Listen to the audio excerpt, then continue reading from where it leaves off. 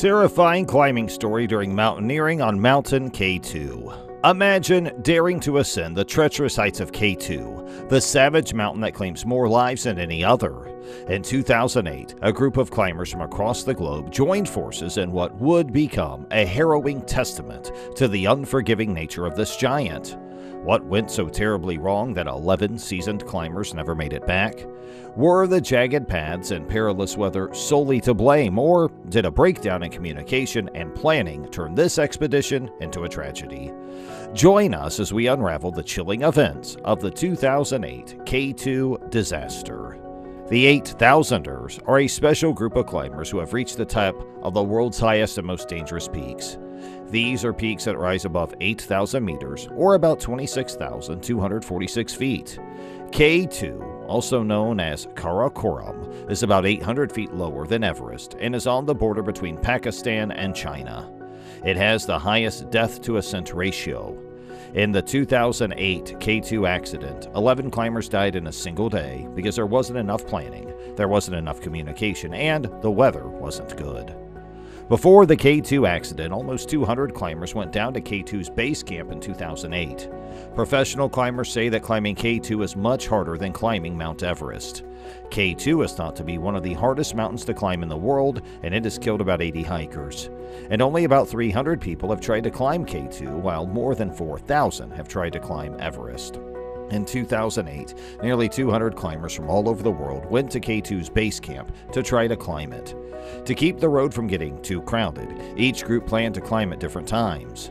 Most of the time, June through August are the best months to climb K2. Extreme weather makes it hard to climb in all but the warmest weather.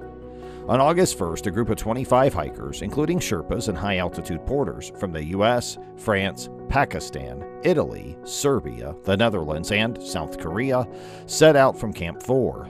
After climbing for a few days to reach the camp, which was at about 7,800 meters or 25,000 feet, they left to finish the last part of the climb.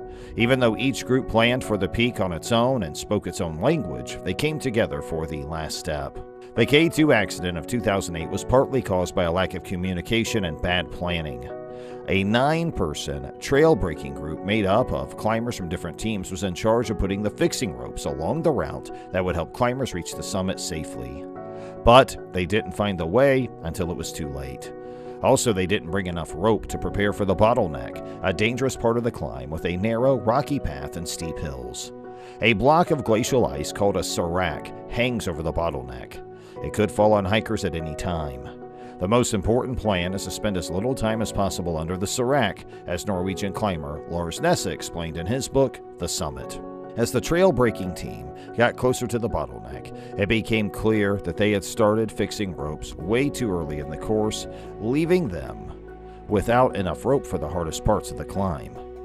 The group of 25 climbers had to stop because they had to walk back down the track to get rope to move forward. Climbers died in the K2 accident because they slipped and ran out of oxygen. Around 4 p.m., a climber from Serbia named Drin Mandic lost his balance and fell while the group was going through the bottleneck. As hikers watched, he slipped and fell down the side of the mountain. Mandic stood up for a split second before he fell back down. When a few of his Serbian co-workers tried to help him, it was too late. Mandic had died.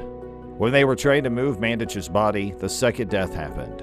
Jahan Baig, a Pakistani high-altitude porter hired by the French crew, started acting strangely and looked like he was running out of oxygen. He fell and died because of it. Even though bad things had already happened, the teams kept going. The hikers who were still on the mountain decided to keep going toward the peak, but as they were going down in the dark, a ridge of ice fell on them and killed a Norwegian hiker. A Norwegian climber died when a block of ice fell on him. The first group of walkers got to the top around 4:30 p.m. Hours went by as they each reached the top of K2 and were happy. Around 7:30 p.m., the last climbers to leave the peak were Italian climber Marco Confortola and Irish climber Ger McDonald. Due to the late start, they would get back to Camp 4 after dark. At 8:30 p.m., a group of Norwegian climbers were coming down via the bottleneck when a piece of the serac fell on them, knocking them off their feet and breaking the fixed lines that had been set up to help them. Rolf Bay, a climber from Norway, lost his balance when the group was surrounded by thick, sharp ice. Lars Nessa, who was on Bai's team, and his wife, Cecilie Skog, could do nothing as Bai died in the fall. Some skilled climbers were able to free solo their way down in the dark, but those who had counted on guides to get them up the mountain were left stranded without ropes. 5 Korean hikers were stuck in the tangled ropes and had to wait for help in the death zone. Cas van de Gavel and Hugas de Albared tried to cross the bottleneck without ropes at night. Even though getting to K2 is dangerous, most people die when they're coming down from the peak. This is also what went wrong with the K2 in 2008. 1 out of every 4 hikers who make it to the top of K2 dies on the way down. This is because being in the death zone for a long time can cause climbers to have serious hypoxia. As the body breaks down from lack of air, the victim may become very disoriented and confused. What happened to de Albared was exactly this. As Van de Gavel and de Albared left the peak, de Albared told Van de Gavel to take the lead because he was too slow. After taking the lead, Van de Gavel looked around and saw that his friend was gone. Another hiker had died when he fell off the edge of the mountain. 2 Sherpas were sent back up the mountain on August 2nd to help the Koreans. Several Korean hikers and their Sherpas were still stuck in the death zone above the bottleneck waiting to be saved. The head of the Korean team told 2 more Sherpas, cousins Se-ring and Pasang Boti, to get them out of danger. McDonald and Marco Confortola worked for hours to free the Korean hikers who were stuck in a knot. At the same time, they didn't know that a group of Sherpas was heading back up the bottleneck with the same goal. After a while, Marco started to go down the mountain because he was afraid he wouldn't have enough air. McDonald stayed with the Koreans and at one point began to move up the ranks. This was the last time anyone would ever see McDonald living.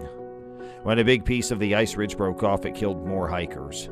Se-ring and Pasang found the Korean hikers early in the afternoon. They had spent the night before with their cousin, Jumich Boti, in the death zone. One of the Koreans was too hurt to continue the hike, so Se-ring stayed behind with him. The 2 other Koreans followed Pasang and Jumich as they moved toward the bottleneck. As they slowly went down, another large piece of the serac fell and pelted the 4 people with ice and snow. Later, Se-ring talked about how horrible it was to see his brother and cousin fall to their deaths in the chaos. The aftermath of the 2008 K2 disaster.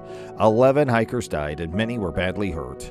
People died and were hurt very badly in that K2 tragedy of 2008. Wilco van Rooyen of the Netherlands and Marco Confortola of Italy were both saved by helicopters, but they both had serious frostbite and lost toes after they were taken to safety. Rooyen talked about what happened and said, "There were so many times I thought I saw a climber or heard voices, but I realized there couldn't be anyone there. It was so scary to realize that I was at my limit. I thought, no one knows where I am and they won't be coming back." Other climbers said that even though tasks were divided, some teams did not do what they said they would. Several groups didn't bring goods to camp for or fix the ropes. The plans that were made fell through, putting people's lives at danger. Over the course of 24 hours in 2008, 11 men, including Hugas de Albared from France, Ger McDonald from Ireland, Dren Mandic from Serbia, Rolf Bay from Norway, Jimich Bolte and Pasang Bolte from Nepal, Yahan Beg and Karim Meherban from Pakistan, Park Kyong, Hwang Dong, and Park Hyo from Korea all died in the K2 disaster. Wasn't that horrifying? Do let us know what you think, and please subscribe if you want to watch more videos like this.